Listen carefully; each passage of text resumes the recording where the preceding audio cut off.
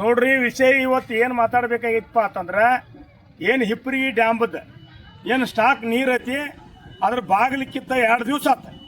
ಇದು ಇಟ್ಟು ಬೇಜವಾಬ್ದಾರಿ ಸರ್ಕಾರ ಐತಪ್ಪ ಅಂತಂದ್ರೆ ಈಗ ನೋಡ್ರಿ ರೈತ ನಾಳೆಗೆ ಅಂದ್ರೆ ನಮಗೆ ಸಹಜ ಆತು ಪಾಡ ಆಗಲಿಲ್ಲಪ್ಪ ಅಂತಂದ್ರೆ ನಾವು ಹತ್ತನಿ ಏನು ತೆಡ್ದಾಳಿದ ಎಲ್ಲ ಏನು ಸುತ್ತಮುತ್ತ ಹಳ್ಳಿದಾವು ಇವ್ರನ್ನ ಬಂದು ಇಡ್ಬೇಕಾಗೈತಿ. ದೊಡ್ಡ ಪ್ರಮಾಣ ಸ್ಟ್ರೈಕ್ ಆಗೈತಿ. ಕಾನೂನು ಕೈಯಾಗ ತಗೋಬಾರ್ದು. ರೈತರ ಕಾನೂನು ಕೈಯಾಗ ತಗೋಂಗಿಲ್ಲ. ರೈತರ ಕಾನೂನು ಕೈಯಾಗ ತಗೋಕೆ ಹಚ್ಚಬೇಡ್ರಿ. ದಯಮಾಡಿ ಅದನ್ನು ರಿಪೇರಿ ಮಾಡಿ. ನಮಗೇನು ಸ್ಟಾಕ್ ನೀರು ಹತ್ತಿದ್ದು ನಮ್ಮ ನೀರು ಉಳಿಬೇಕು. ಈಗಾಗಲೇ 6 ಫೂಟ್ ನೀರು ಇರೋದು ಹೊಳಿದು ಏನು ಮಾಡ್ಕೊಂಡಿದ್ದಾರೆ ಅಧಿಕಾರಿಗಳು ಮಂತ್ರಿಗಳು ಹೇಳಿದ್ದಾರೆ. ಮುಂದೆ ಅದಕ್ಕೆ ಸಂಬಂಧಪಟ್ಟಂತ 4-5 ಮಂದಿ ಶಾಸಕರು ಬರ್ತಾರೆ.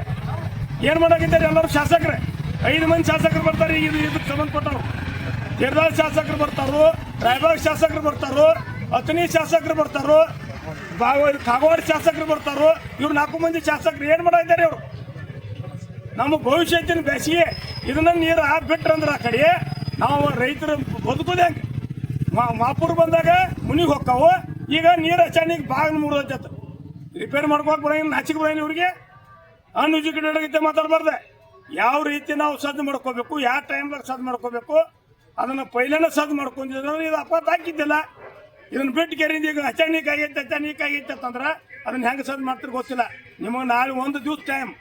ಅದನ್ನು ಯಾವುದೇ ಪರಿಸ್ಥಿತಿಯಿಂದ ಅದಕ್ಕೆ ಸಂಬಂಧಪಟ್ಟಂಥ ನೀರಾವರಿ ಇಲಾಖೆದವ್ರೆ ಆ ಬಗಲ ಕುಣಿಸ್ಬೇಕಂತ ಹೇಳ್ಕಿರಿಂದ ಒಂದು ಕಡೆಗೆ ಹೆಸರು ಕೊಡ್ತೀವಿ.